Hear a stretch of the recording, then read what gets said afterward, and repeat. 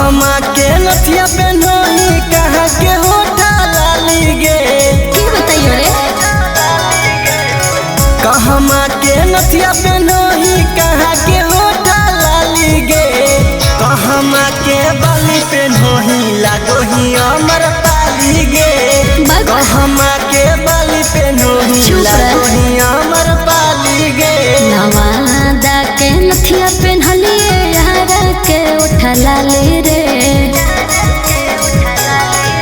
नवादा के नथिया पेन्हलिए यार के उठा लाली रे। बलिया के बाली पेन्हलिए लागोही अमर पाली रे। बलिया के बाली पेन्हलिए लागोही अमर पाली रे।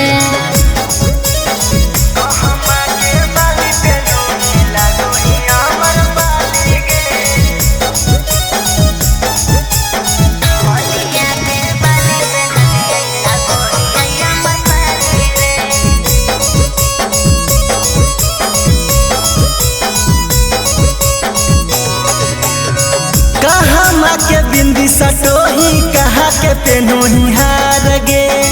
देखे में त लागोही छोड़ी बड़ी जाना मार गे। अच्छा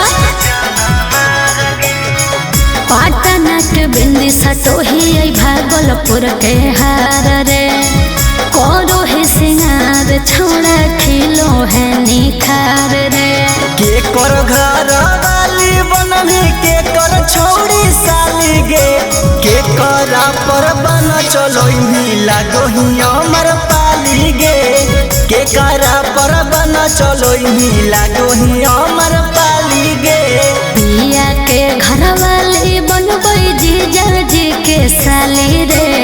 छौड़न पर बन चलैबै लागोही अमर पाली रे।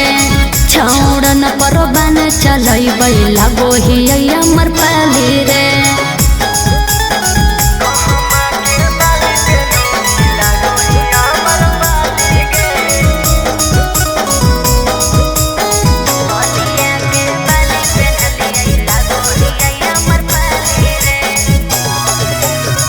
कहमा के खाना खाही कहाँ के पियोही पानी गे।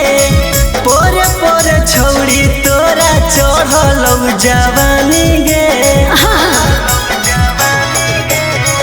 घरवा के खाहियो खाना चापा कल के पानी रे।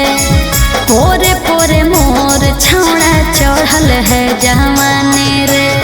बोलो हो राजू रौशन दिला के बन जोरानी गे। कहमा से ओही छौड़ी लागोही अमर पाली गे। कहमा से ओही छौड़ी लागोही अमर पाली गे। मैया बाबू खोजतै हमर जिंदगी के जीवन साथी रे। गाँव से